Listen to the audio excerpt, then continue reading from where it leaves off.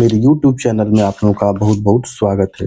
दोस्तों, मैंने पिछले वीडियो में आप लोगों को बायोलॉजी का जो परिचय होता है उसको हमने पढ़ाया था। तो आज हम लोग पढ़ने वाले हैं कोशिका के बारे में, जो बहुत ही इम्पोर्टेंट टॉपिक है, ख़ास तौर से रेलवे के एग्ज़ाम के लिए। कोशिका और उत्तक 2 ऐसे टॉपिक हैं जिससे रेलवे को काफ़ी प्यार है और इससे भर-भर के क्वेश्चन पूछता है। आप प्रीवियस ईयर उठाकर देख सकते हैं। तो आइए आज हम लोग देखते हैं कोशिका के बारे में, ठीक है? तो अगर आप पहला वीडियो नहीं देखे हैं तो आप लोग जाकर देख सकते हैं। देखिए, कोशिका विज्ञान को इंग्लिश में साइटोलॉजी कहते हैं। साइटो का मतलब होता है कोशिका और लॉजी का मतलब होता है अध्ययन, ठीक है? साइटो का मतलब होता है कोशिका और लॉजी का मतलब होता है अध्ययन, ठीक है? साइटोलॉजी शब्द सबसे पहले हर्टविग वैज्ञानिक द्वारा दिया गया था।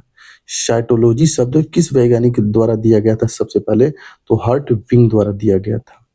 साइटोलॉजी के पिता किसे कहा जाता है? तो रॉबर्ट हुक को कहा जाता है। साइटोलॉजी के पिता अगर पूछेगा एग्जाम में कि कौन है, तो रॉबर्ट हुक हैं।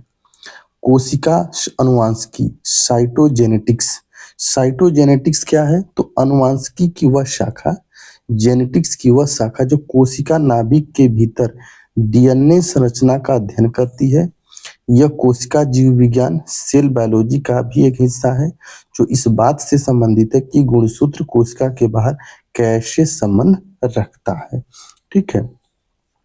कोशिका अनुवांशिकी के पिता कौन है? तो एच.जे. मूलर है। कौन है? एच.जे. मूलर है, ठीक है? कोशिका अनुवांशिकी के पिता एच.जे. मूलर हैं।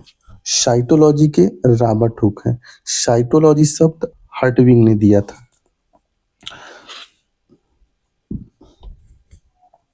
रॉबर्ट हुक ने अपनी किताब माइक्रोग्राफिया में बताया कि कोशिका क्या होती है।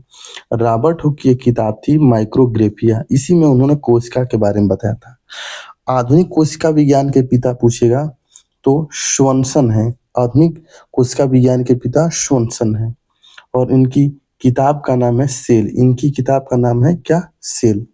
भारतीय कोशिका विज्ञान के पिता ए.के. शर्मा है, ठीक है? भारतीय कोशिका विज्ञान के पिता, father of Indian cell cytology, तो क्या कौन है? तो ए.के. शर्मा है, ठीक है? कोशिका की खोज सबसे इम्पोर्टेंट है कि कोशिका की खोज तो 1665 ईस्वी में, ये डेट याद रखिएगा, इससे पूछ देता है एग्जाम में। रॉबर्ट हुक द्वारा कोशिका की खोज की गई थी। अब देखिए, 1665 ईस्वी में रॉबर्ट हुक द्वारा कोशिका की खोज की गई थी, लेकिन इन्होंने जिस कोशिका की खोज की थी वो मृत कोशिका थी, यानी कि डेड कोशिका थी। यानी कहने का मतलब ये हुआ कि रॉबर्ट हुक ने तो कोशिका की खोज की थी, लेकिन कैसी खोज कोशिका की? तो डेड सेल की। कब? 1665 ईस्वी में। तो कोशिका की खोज रॉबर्ट हुक ने की थी। कैसी कोशिका थी? तो डेड सेल कोशिका थी, ठीक है? ये चीज आप लोग याद रखिएगा। आगे देखिए पॉइंट्स क्या है कि यहाँ पर देखिए कोशिका कोशिका सिद्धांत। अब देखिए कोशिका सिद्धांत क्या है?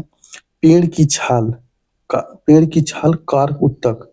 ये देखिए एक चित्र बना हुआ है, ठीक है? ठीक है, जैसे छाल की मृत कोशिका है, किसी पेड़ की छाल की मृत कोशिका है, ठीक है? अब सेल का नाम दिया गया सेल्स, कोशिका, ये एक लैटिन भाषा का शब्द है, ठीक है? अब पूछिएगा कि सजीव कोशिका की खोज किसने की? सजीव कोशिका की खोज किसने की?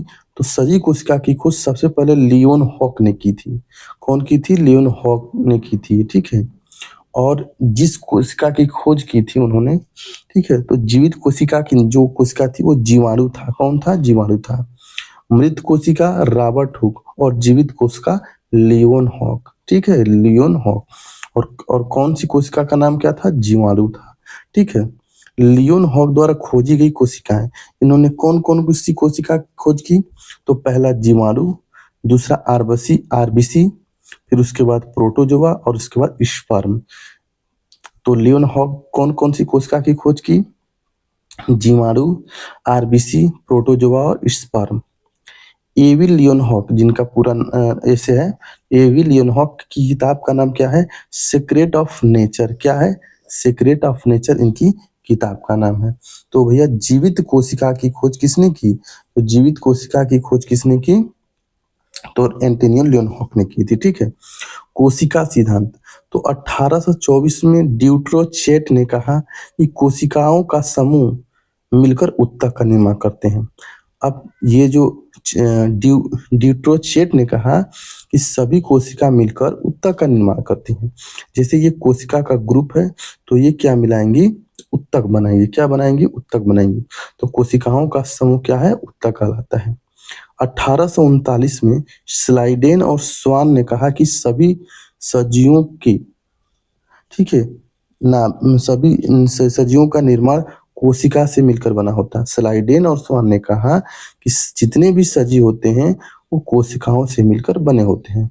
वहीं 16 साल बाद 1855 में रुडेफ विकोह ने कहा कि, ठीक है, सभी नई कोशिकाएं अपनी पूर्वतक कोशिका से बनी होती हैं। यानी जितनी भी नई कोशिका होती हैं वो अपने पहली वाली कोशिका से बनी होती हैं, ठीक है। तो ये चीज आप लोगों को समझ में आ गया होगा। अब देखिए आगे क्या है। स्वान-नेक एक्सपेरिमेंट। स्वान-नेक एक्सपेरिमेंट क्या था? यह परीक्षण लुईस पास्चर ने 1862 में किया था। स्वान-नेक एक्सपेरिमेंट लुईस पास्चर द्वारा 1862 में किया गया था, ठीक है। इसे हंस ग्रीवा परीक्षण भी कहते हैं। क्या? हंस ग्रीवा परीक्षण, ठीक है। एक बंद सुराही थी, ठीक है, इसमें उन्होंने एक्सपेरिमेंट किया था। तो इसमें कोई भी जीवाणु उत्पन्न नहीं हुआ। उसके बाद उन्होंने एक खुली सुराही ली, ठीक है। तो इसमें बैक्टीरिया जो है कि जीवाणु उत्पन्न हो गए, ठीक है। उन्होंने एक्सपेरिमेंट किया था, ठीक है।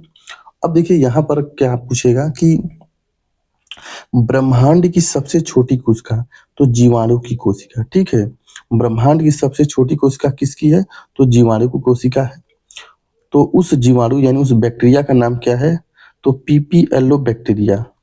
पीपीएलओ बैक्टीरिया यानी कि पॉली प्ल्यूरो लाइक ऑर्गेनिज्म एक बैक्टीरिया है, ठीक है। पॉली प्ल्यूरो पेनिमोनिया लाइक ऑर्गेनिज्म, ठीक है। पीपीएलओ का दूसरा नाम क्या है? माइक्रोप्लाज्मा। क्या है? माइक्रोप्लाज्मा है। इसका आकार जो होता है 1 माइक्रोमीटर से भी कम होता है। इसका जो आकार होता है 1 माइक्रोमीटर से भी क्या होता है? कम होता है पीपीएलओ का, ठीक है।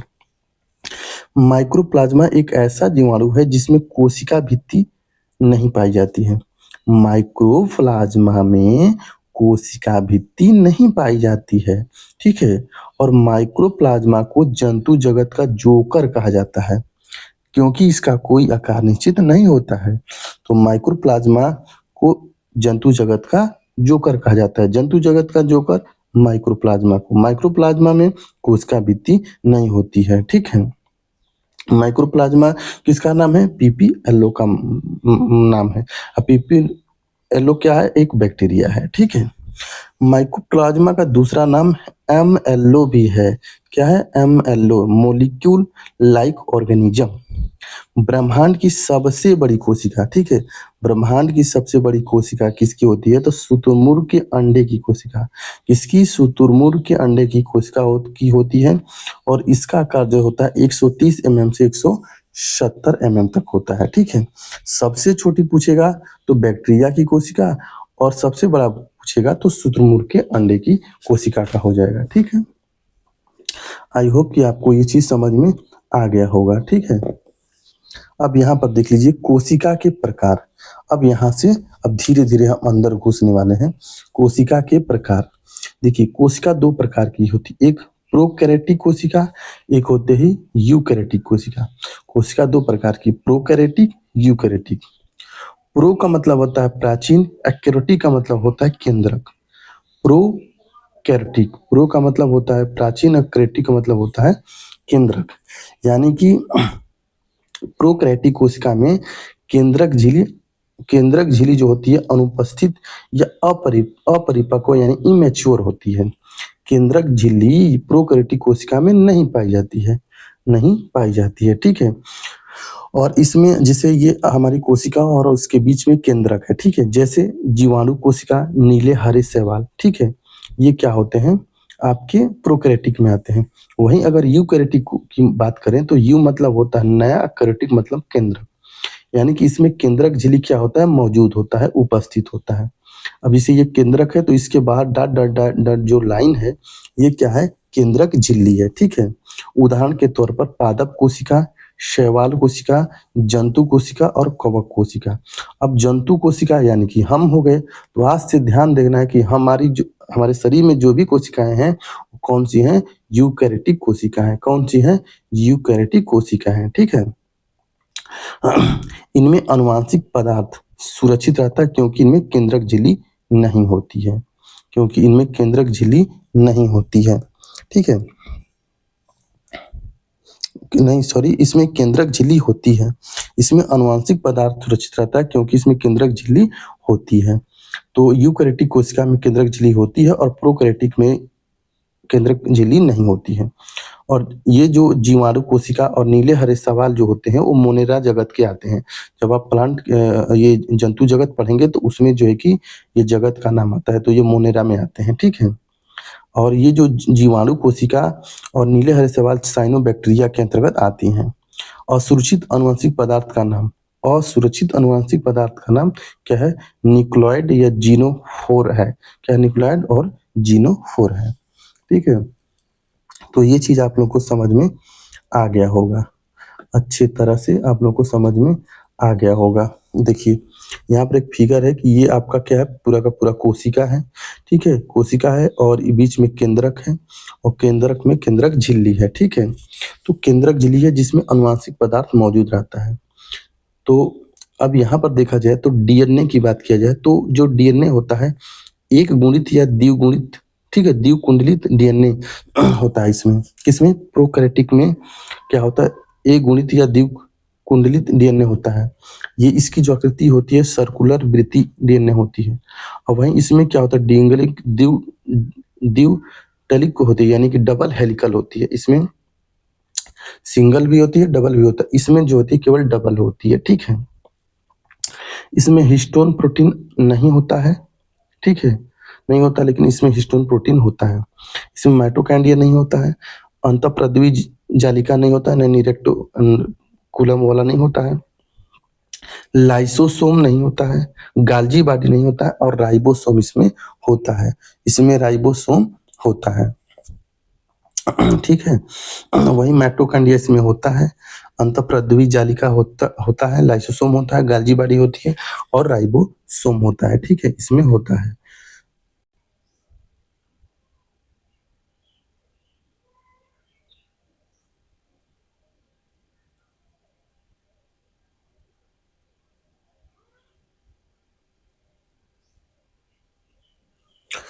तो दोस्तों जो है कि डायरेक्ट एग्जाम में पूछेगा कि हिस्टोन प्रोटीन अनुपस्थित होता है किस कोशिका में, तो ठीक है, अनुपस्थित होता है किस में, तो आपका प्रोकैरियोटिक में, यानी कि प्रोकैरियोटिक कोशिका में हिस्टोन नहीं होता है, माइटोकॉन्ड्रिया नहीं होता है, अंतःप्रद्रवी जालिका नहीं होता है, लाइसोसोम नहीं होता है, गाल्जी बॉडी नहीं होती, सिर्फ और सिर्फ राइबोसोम होता है, ध्यान रखना है। और बाकी जितनी भी चीजें इसमें नहीं होती हैं सब इसमें होती हैं, ठीक है। और साथ ही साथ कोशिका झिल्ली होती है और कोशिका भित्ति भी होती है, ठीक है। अब यहाँ पर आइए देख लेते हैं, और बहुत इससे क्वेश्चन जो है कि एग्जाम में पूछता है कि इसमें 70 इस प्रकार के राइबोसोम उपस्थित होते हैं, किसमें, प्रोकैरियोटिक कोशिका में। वहीं यूकैरियोटिक कोशिका में 80 प्रकार के राइबोसोम उपस्थित होती हैं, ठीक है। अगला क्या है कि जीवाणु की कोशिका भित्ति पेप्टो पेप्टोइडोग्लाइकोन से बनी होती है, किससे, पेप्टिडोग्लाइकोन से बनी होती है। पेप्टोइड क्या होता है, अमीनो अम्ल होता है, और ग्लाइकोन क्या होता है, आपका कार्बोहाइड्रेट होता है, ठीक है। और इसमें क्या होता है, पादप की कोशिका भित्ति सेलुलोज या हेमी सेलुलोज की बनी होती है। पादपों की कोशिका भित्ति सेलुलोज या हेमी सेलुलोज की बनी होती है, ठीक है। और वहीं अगर हम बात करें कि शैवाल कोशिका भित्ति का निर्माण cellulose plus calcium carbonate plus ग्लैक्टोन से मिलकर बना होता है, किसका, शैवाल भित्ति का, ठीक है, शैवाल की कोशिका भित्ति, ठीक है। कवकों की कोशिका भित्ति काइटिन की बनी होती है। शैवाल की कोशिका भित्ति सेलुलोज प्लस कैल्शियम कार्बोनेट ग्लैटोन से बनी होती है। और कवकों की कोशिका भित्ति काइटिन की बनी होती है। किसकी? काइटिन की। वहीं जंतुओं में कोशिका भित्ति पाई नहीं जाती है। जंतुओं में कोशिका भित्ति नहीं पाई जाती है। इनमें कोशिकीय श्वसन माइटोकांड्रिया द्वारा होता है। इनमें कोशिकीय श्वसन माइटोकांड्रिया द्वारा होता है। ठीक है। अब यहाँ पर देख लीजिए कि जो प्रोटीन और कार्बोहाइड्रेट जो होती हैं, कोशिका भित्ति प्रोटीन और कार्बोहाइड्रेट का होता है। ठीक है। और कोशिका भित्ति जो कि सेलुलोज का भी बना होता है। ठीक है, सेलुलोज का भी बना होता है। इनमें कोशिकीय श्वसन सेलुलर रेस्पिरेशन मेसोसोम्स में होता है। किसमें? मेसोसोम्स में होता है। किसमें? प्रोकैरियोटिक कोशिका में होता है। ठीक है। उसके बाद देख लीजिए कि एक कोशिकीय जीव केवल, ठीक है, एक कोशिकीय जीव केवल एक कोशिका से बने होते हैं जो उस जीव के लिए आवश्यक सभी कार्यों के लिए उपयोगी होते हैं। एक कोशिकीय जीव यानी कि जो यूनिसेल्युलर जो ऑर्गेनिज्म होते हैं केवल एक कोशिका से बने हुए होते हैं, जो सभी उनके जितने भी कार्य होते हैं उनके लिए उपयोगी होते हैं। जैसे जीवाणु जो होता है यूनिसेल्युलर होता है। वहीं जो बहुकोशिकीय जीव यानी मल्टी सेलुलर जो जीव होते हैं, बहुकोशिकीय जीव बहुत सी अलग अलग कोशिकाओं से मिलकर बने होते हैं। जैसे पादप हो गया, जंतु हो गया, कवक हो गया, शैवाल हो गया। ये क्या होते हैं? बहुकोशिकीय जीव होते हैं। ठीक है।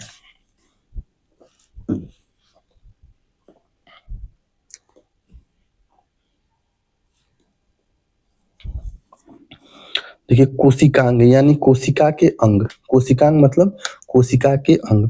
कोशिकांग 3 प्रकार का होता है। कितने प्रकार का? 3 प्रकार का। बिना झिल्ली वाले, एकल झिल्ली, दोहरी झिल्ली, यानी कि विदाउट मेम्ब्रेन, सिंगल मेम्ब्रेन और डबल मेम्ब्रेन। ठीक है। कोशिकांग, ठीक है, मेम्ब्रेन लेस यानी कि इसमें कोई कोशिका नहीं होती है। सॉरी, मेम्ब्रेन लेस यानी कि कोई इसमें झिल्ली नहीं होती है। जैसे राइबोसोम, तारककाय यानी जिसको सेंट्रोसोम बोलते हैं, सूक्ष्म नलिकाएं माइक्रोट्यूब्यूल्स। ठीक है।